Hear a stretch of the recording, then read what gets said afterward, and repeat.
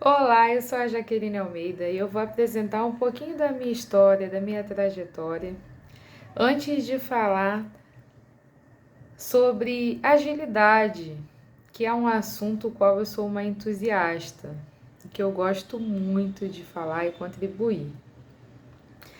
Eu sou formada em sistemas de informação pela Unigran Rio, eu possuo MBA em engenharia de software pela Escola de Engenharia Politécnica da UFRJ e atualmente estou me aventurando no curso de Ciências da Computação no mestrado pela Universidade Federal de Pelotas. Mas eu tenho duas grandes escolas da minha vida profissional. Uma delas é a Escola da Vida, o qual eu, na posição de mulher negra e periférica, eu precisei ter muita resiliência e muita criatividade para saber lidar com as adversidades da vida. E a outra foi a escola do mercado, uma grande escola. O mercado de trabalho é sensacional.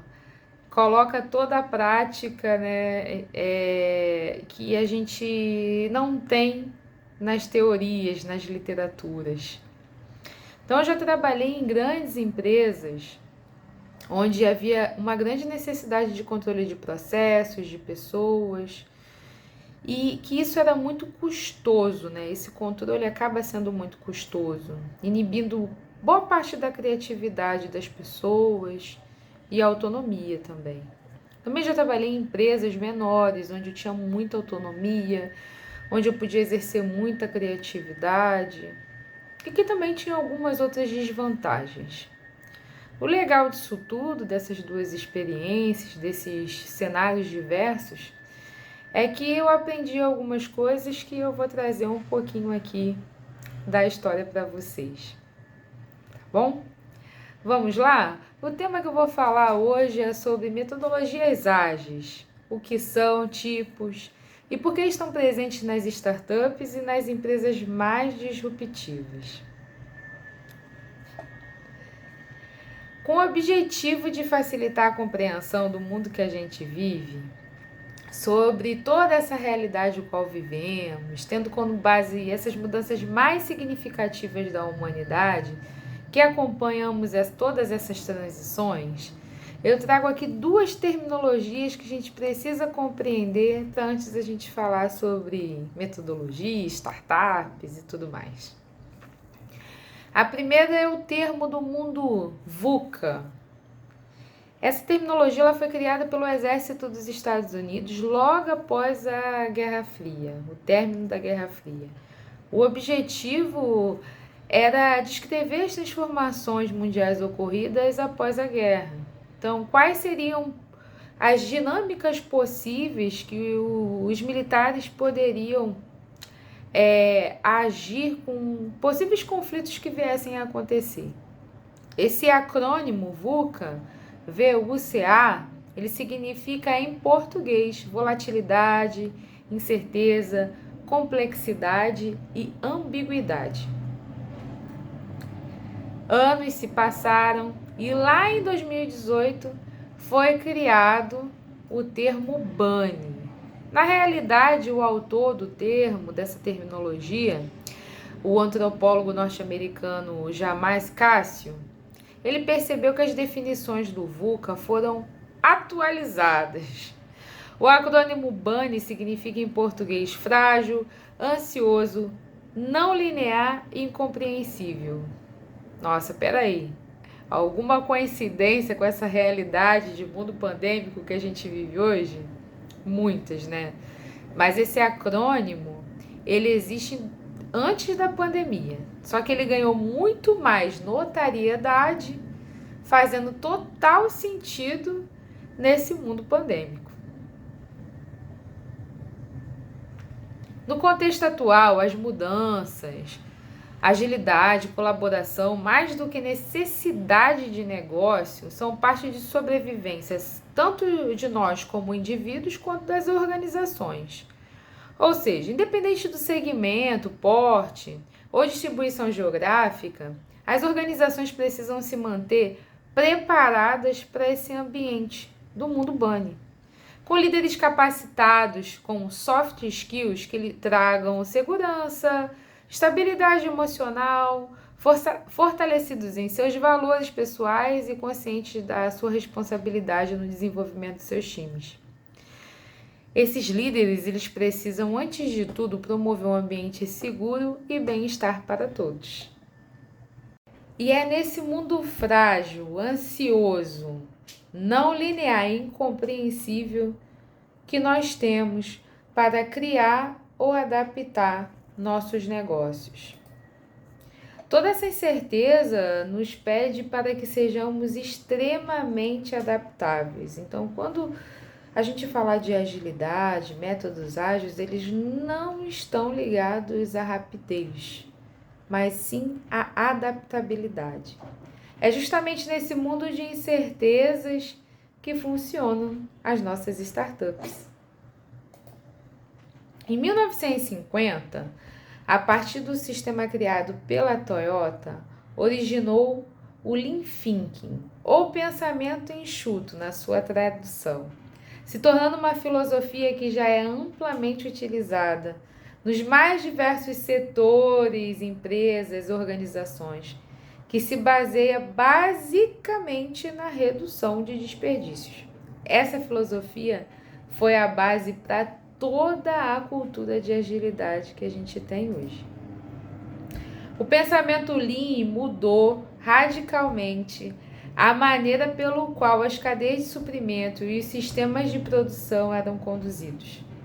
Entre seus princípios estão o aproveitamento de conhecimento, da criatividade de cada funcionário, a redução dos tamanhos dos lotes, a produção do tipo just in time, o controle de estoque e a aceleração do tempo de ciclo.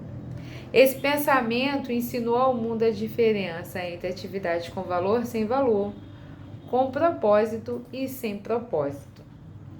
A filosofia Lean também foi a base para o modelo de Lean Startup, de cuja base é construir, medir e aprender. Esse é um ciclo que permite que as startups sejam rápidas, ágeis e eficientes.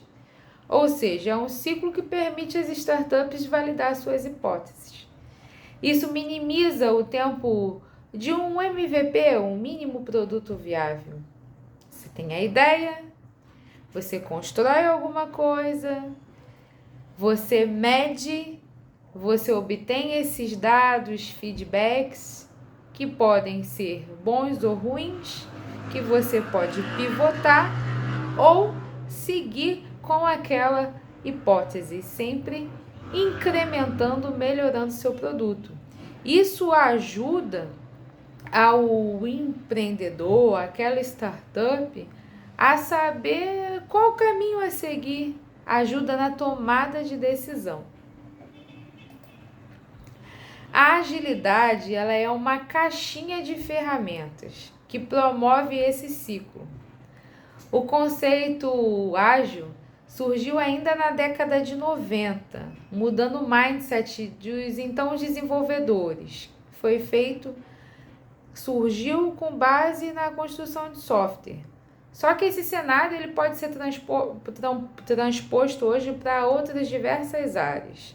Eu, por exemplo, já trabalhei em transformação digital no serviço de compartilhados de uma grande rede de varejo, que não necessariamente o nosso produto era um software, mas processo.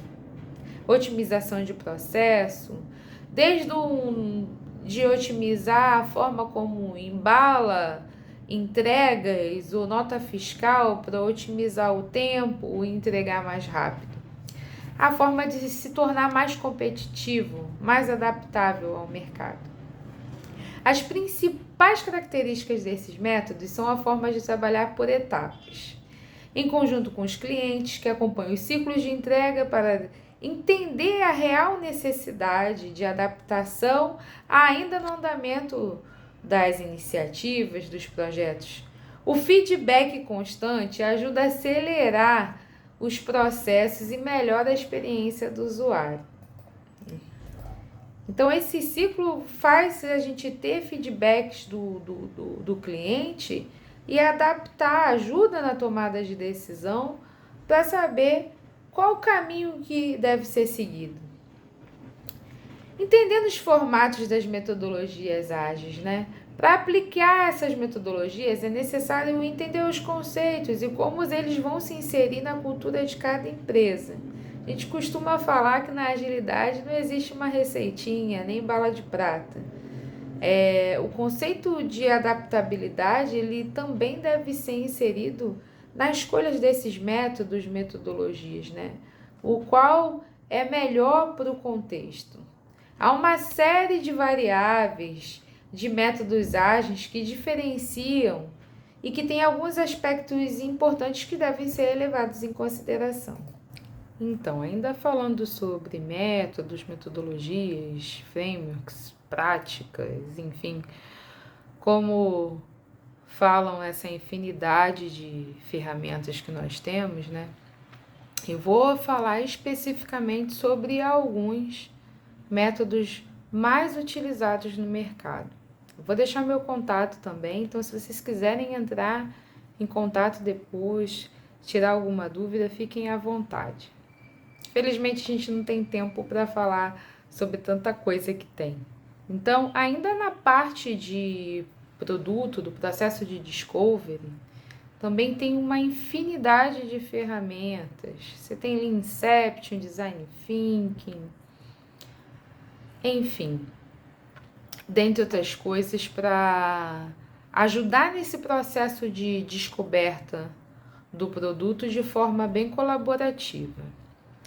Então, o Scrum, ele não está mais nessa fase da descoberta, ele está ligado totalmente à fase operacional, onde a gente já sabe o que a gente tem para fazer e que a gente vai gerar aquele incremento.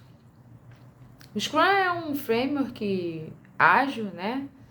Que tem sido utilizado para gerenciar produtos complexos desde a década de 90, que consiste basicamente em papéis, eventos e artefatos. Então, ele tem todos os seus papéis definidos, né? O que se espera de cada aquele papel. A gente tem a figura do Scrum Master, que é responsável por ser um guardião das boas práticas ágeis esperadas ali pelo Scrum. Você tem o PO, que é o Product Owner, e tem o time, que pode ser tanto de desenvolvedores, no caso para produtos de software, ou qualquer outro papel, dependendo da realidade de cada empresa. Então, definido isso, tem os eventos, né, que ocorrem de acordo com essas iterações. Então, você tem aí as sprints, que são ciclos de iteração. Então, essas sprints, elas são de 1 a 4 semanas. É muito comum no mercado utilizar sprints de 2 semanas, né? Então, quanto menor tempo, mais maduros e adaptados os times estão. Então, geralmente, o mercado costuma trabalhar com sprint de 2 semanas. No final dessa sprint ou dessa iteração, você tem um incremento, e nesse incremento tem dois ritos, 2 cerimônias. Uma totalmente voltada para o produto, que o intuito desses ritos é extremamente feedback, colher feedback. Então, tem o Sprint Review, onde é apresentado aquele incremento no final daquela sprint, seja de 1, 2, 3 ou 4 semanas, onde todos os stakeholders estarão ali escutando e verificando o que é aquele incremento, onde eles vão opinar, vão dar feedback, e a partir desse feedback, pivota ou continua com aquela hipótese, gerando um outro incremento e assim por diante. Também tem a retrospectiva, que é um evento mais do time voltado para o time e processos, onde há uma reflexão de qualquer coisa relacionada ao processo, ambiência.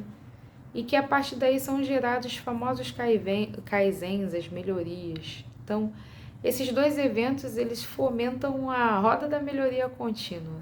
São eventos ou cerimônias ou ritos que são voltados a feedback. Então, entende-se que nesse período curto de tempo, mesmo que esteja errada aquela rota ou não seja aquilo esperado, o desperdício é muito menor, né? As pessoas costumam criar uma ilusão de que com as metodologias ágeis a gente só tem resultado bom. E não é assim. Às vezes a gente também tem resultados ruins. Às vezes uma sprint pode ser jogada fora porque não era aquilo esperado, não foi muito bem entendido. E a partir daí vai gerar uma reflexão. Se precisa melhorar a forma como foi refinada as histórias, explicado o entendimento, para que isso não ocorra mais, e tá tudo bem. Imagina que perder uma sprint de 2 semanas seja bem mais barato do que perder um projeto como era construído da maneira tradicional de 6 meses, 1 ano. As startups não têm dinheiro, recurso e pessoas para sustentar tanto tempo de desperdício. O trabalho colaborativo ele é fundamental para que o Scrum ou qualquer outro método ele funcione. Durante essas sprints também tem mais um rito que é a dele, que é a reunião diária, onde tem um alinhamento diário de tudo que está acontecendo. Então não é um status report, é um alinhamento. Então perceba que a comunicação, a colaboração, o respeito entre indivíduos e ideias são pilares para que isso aconteça. Vou falar também um pouquinho aqui do pensamento Lean, que a gente já comentou um pouquinho lá atrás, né? O pensamento Lean ele é justamente a base para isso tudo, né? Ele procura identificar e eliminar os processos que consomem tempo, ou seja, o pensamento Lean é voltado para quê? Para evitar desperdício. Então, quando a gente fala de ciclos de feedback, a gente está sempre olhando da forma como a gente pode melhorar, de como a gente pode adaptar, e com isso a gente elimina o desperdício ou diminui o desperdício. Um outro método qual eu vou abordar aqui é o Kanban, que também é muito utilizado nas empresas e startups. Kanban é uma palavra japonesa que significa cartão ou sinalização. É um método amplamente utilizado para gerenciamento de fluxo.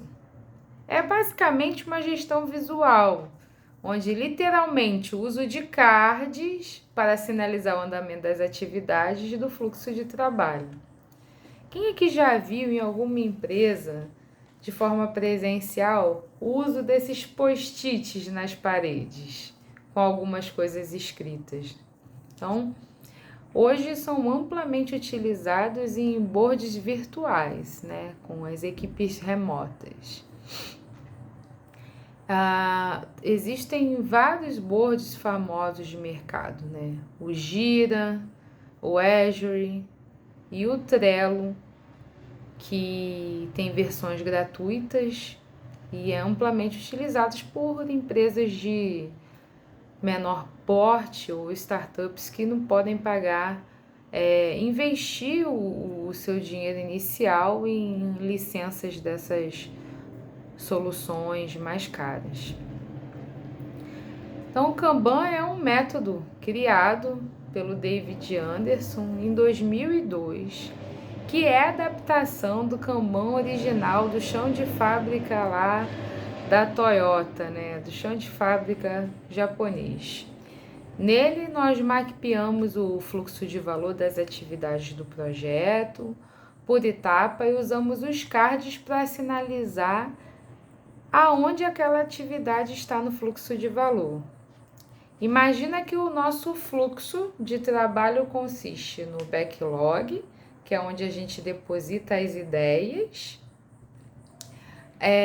E depois desse backlog, a gente tem um refinamento, onde a gente vai refinar essa ideia inicial, um desenvolvimento, testes e o concluído.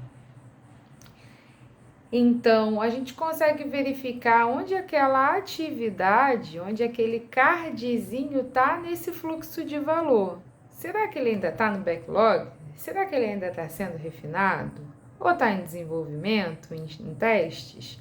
Por isso a gente fala que é uma gestão visual, que você olha prontamente e já consegue identificar aonde sua atividade está, em qual fase do fluxo de valor essa atividade está.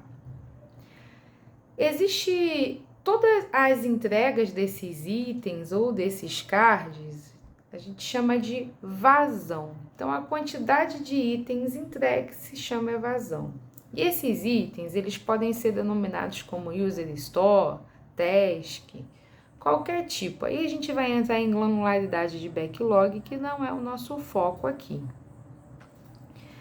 Esse fluxo, ele também tem um conceito amplamente aplicado que se chama de WIP, Work in Progress. Então, imagina que um time tenha um combinado, que naquela etapa, por exemplo, de desenvolvimento, o máximo que aquele time suporta são 4 itens por essa etapa.